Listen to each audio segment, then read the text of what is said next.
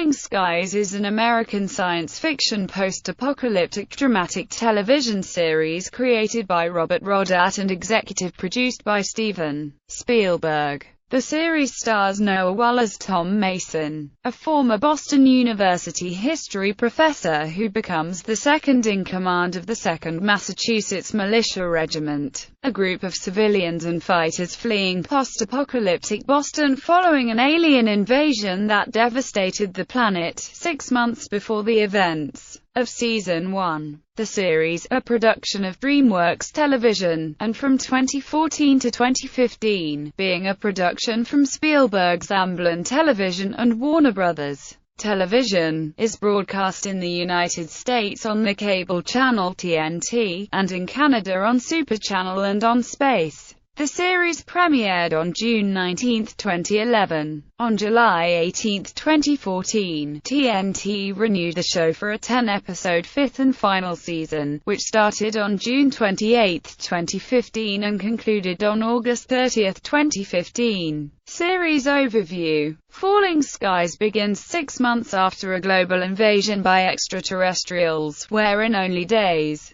the invaders neutralized the world's power grid and technology, defeated and largely destroyed all the world's militaries, and killed over 90% of the human population by destroying all of the world's major cities and capitals. The aliens include mechanical attack drones called mechs, a species of light brown-skinned six-legged beings known as skitters that appear to control the mechs, and a mysterious species known as the Overlords, or Esphina, presumably the actual engineers of the invasion and the masters of the skitters. The aliens' objectives are not explained until Season 4. They plan to extract helium-3 from Earth's moon to power their technology, and to use humanity as an enslaved frontline army in their war with another alien race. To do this, the aliens round up children between the ages of 8 and 18 and attach a biomechanical mind control harness to their spines.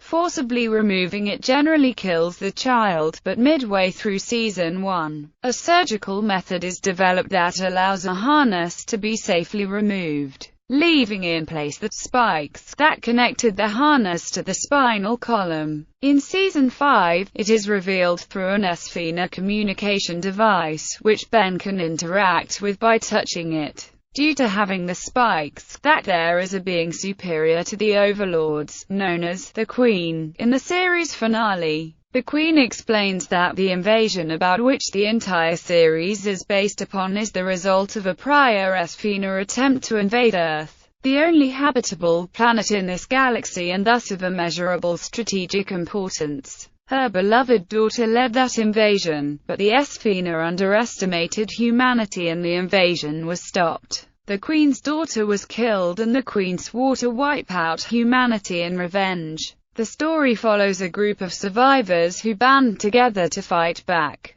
They call themselves the 2nd Massachusetts, an allusion to the historical regiment from the Continental Army. The group is led by retired United States Army Captain Dan Weaver. Boston University history professor Tom Mason is second-in-command and must put his extensive knowledge of military history into practice while searching for his son Ben. At the end of Season 2, a new alien race known as the Volm are introduced, led by a Volm nicknamed Cochise by Tom Mason. The Volm are another species who the Esphina conquered in their galactic expansion and want to destroy the Esphina in revenge. While more Volm forces arrive at the end of Season 3, an attack on the Volm across the galaxy causes all but Cochise and a small team of Volm to abandon the Earth. Cochise and his soldiers continue to aid humanity in their war with the Esphina despite the lack of support from their superiors, notably Cochise's father. In Season 4, a devastating Esphina counterattack relegates humanity to Esphina-controlled ghettos across the planet. Meanwhile, Tom's half-Esphina daughter Alexis continues to grow and develop psychic powers due to her heritage. While the 2nd Mass eventually escape the ghettos, another attack severely depletes their numbers. Learning of a power core on the moon that controls all Esphina technology, Tom and Alexis launch an attack on the power core using a captured Sphena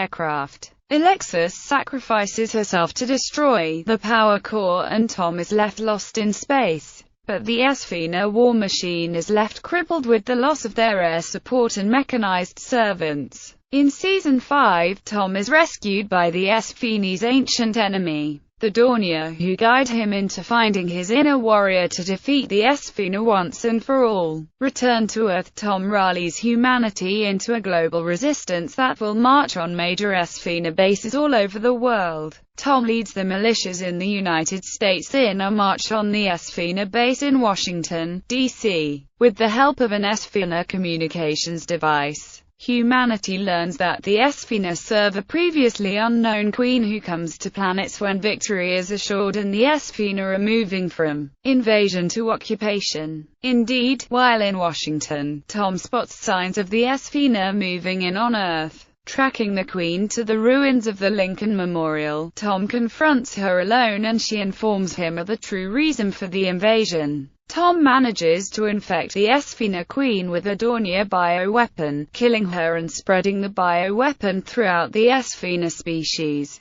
The Sphena are destroyed and the Earth is freed. Months later, humanity is united as one and are planning to elect a new leader. While Tom is offered the job, he refuses it. Cast and characters. Main cast. Recurring cast. Production. Conception development officially began in 2009, when TNT announced that it had ordered a pilot for an untitled alien invasion project. Falling Skies was created by Robert Rodat, who is best known for writing the Oscar-winning film Saving Private Ryan, which was directed by Steven Spielberg. Rodat wrote the pilot episode from an idea which was co-conceived by Spielberg. Originally, Falling Skies was called Concord, referencing the battles of Lexington and Concord and Tom Mason's former profession as a history professor. Spielberg then came up with the title Falling Skies. I felt that this was a very interesting post-apocalyptic story with a 21st century spin on the spirit of '76. I came up, out of the blue one day, with the name Falling Skies, which is basically what happens to the planet after this invasion. What is unique about this particular series is that the story starts after a successful conquest of the world, he stated. Spielberg was attracted to the project due to its themes of survival. I've always been interested in how we survive and how resourceful we are as Americans. How would the survivors feed the children? How do they resupply themselves militarily in order to defend and even take back what they have lost? He added. Like much of Spielberg's work, such as the Pacific and E.T., the extraterrestrial, Falling Skies running theme is family and brotherhood. He explained, it's a theme I harken back to a lot because it's something I believe in. It's something I have the closest experience with. Laughs, they say write what you know, and with 7 children and 3 sisters, I tend to always come back to the family as a touchstone for audiences to get into these rather bizarre stories. While writing the pilot,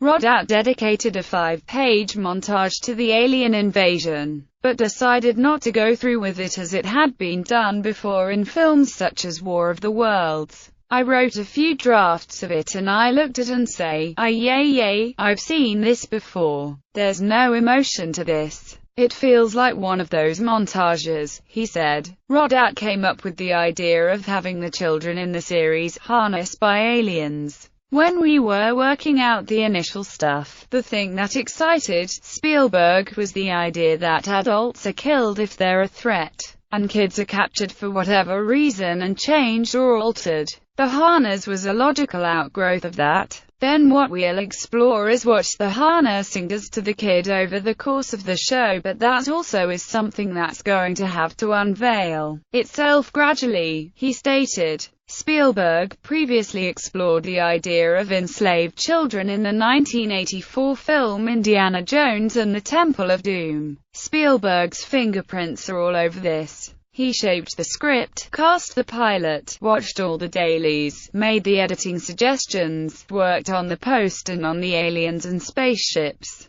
Series lead Noah. While series lead Noah Weil emphasized Spielberg's presence on set by stating, anytime he gives an anointment to a project, it steps up the pedigree. Colin Cunningham, who plays outlaw John Pope, said, "You'd show up and think, this is not a TV show, this is something else that we're doing," noting that Spielberg was very hands-on for the pilot. Its scope is massive. Anytime you hear the word Spielberg, you know it's not going to be crap. You know it'll be quality and there will be some money behind it. Mark Verheiden, who was the showrunner for the first season, stated, "It's great to know you have a world-class filmmaker backing up what you're trying to do, who is supportive and helping design the great stuff." Casting. One of the things that was most attractive about it was shooting 10 episodes as opposed to 24, which affords me a bit of quality of life and allows me to have a presence in my kids' lives. But in terms of quality of writing, this was great writing. Mark Verheiden's a great writer. I enjoy this kind of storytelling just as much as all of those years on Noah Weil. On why he chose the role. Casting announcements began in June 2009 when Noah Weil was announced as the lead. Weil, who worked with TNT on the Librarian films, was sent scripts for various shows on their network. He said part of the reason he chose the part was to gain credibility from his children. "With the birth of my kids, I started to really look at my career through their eyes more than my own, so that does dictate choice, steering me towards certain things and away from other things," he said. He also decided to do it as he could relate with his character, stating, "I identified with Tom's devotion to his sons and admired his sense of social duty." Spielberg wanted Weil for the role because he knew him from his previous series which Spielberg's company produced. He had wanted Weil to appear in his 1998 film Saving Private Ryan, but Weil was unavailable due to scheduling conflicts. Spielberg stated that he was determined to work with him again. In July 2009, Moonblood Good was cast as Anne Glass, Jesse Schramm was cast as Karen Nadler, Seychelle Gabriel was cast as Lourdes, and Maxim Knight was cast as Matt Mason. Blood Good, the female lead, did not have to audition for the role. She received the script and was offered the role. Blood Good was drawn to the role because of Spielberg and Rodat's involvement. She stated, "Well, certainly when you get handed a script and they tell you it's Bob Rodat and Steven Spielberg, you're immediately drawn to it. It's got your attention. I was a little cautious about wanting to do science fiction again, but it was more of a drama story, more of a family story. I liked that and I wanted to work with Spielberg." Bloodgood added that portraying a doctor excited her. "I liked the idea of playing a doctor and deviating from something I had done already," she said.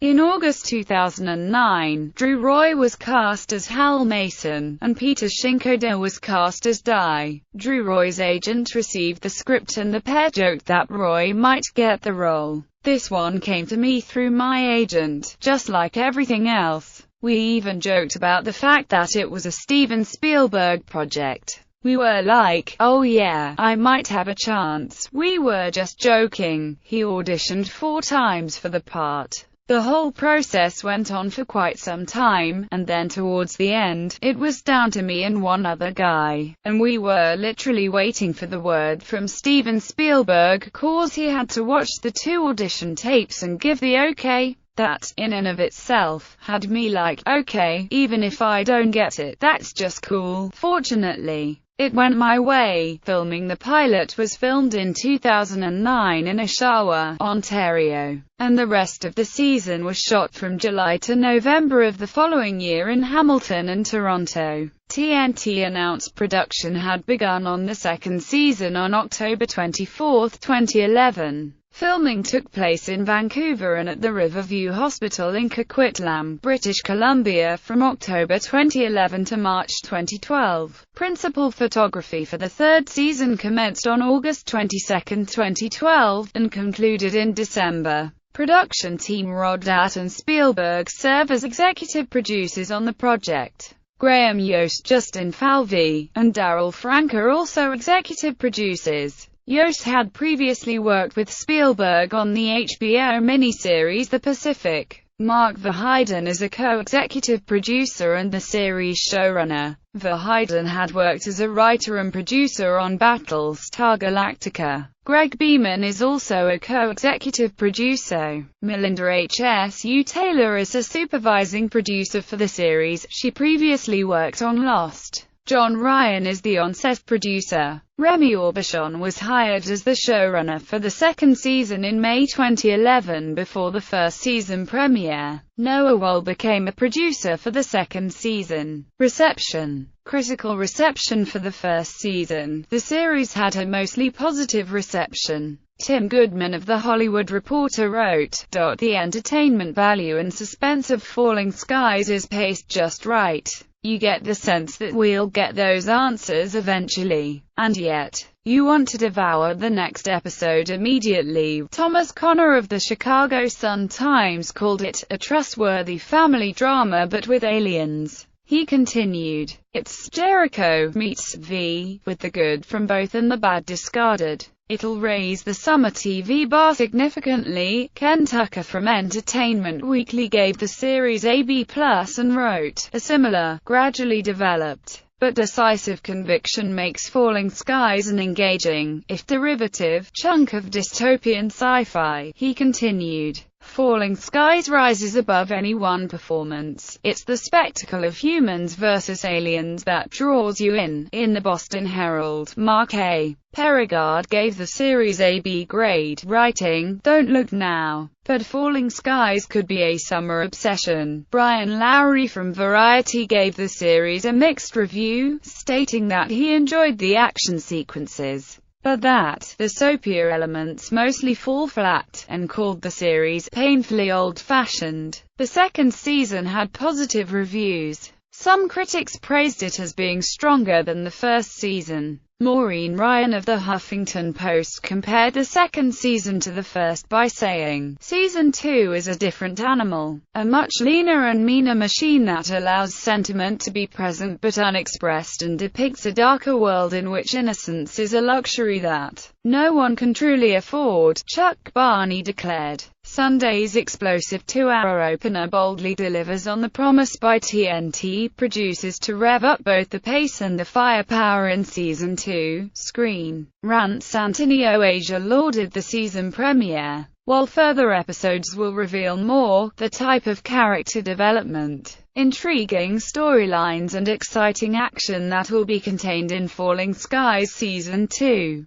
There's no doubt that TNT's hit drama will likely become an epic adventure, spanning many seasons, he said. Ratings. The two-hour premiere of Falling Skies was watched by 5.9 million viewers, making it cable television's biggest series launch of the year, with more than 2.6 million adults 18 to 49 and 3.2 million adults 25 to 54. The eighth episode was watched by 4.31 million viewers and scored a 1.5 ratings share among adults 18 to 49, and Falling Skies became TNT's highest-rated series in target demos. The first season finale had 5.6 million viewers, the highest-rated episode since the series premiere, with 2.5 million viewers in the 18 to 49 demographic. The first season tied with the FX series American Horror Story as the biggest new cable series of the year among adults 18 to 49. In the UK, it premiered on non-terrestrial channel FX, with 402,000 viewers.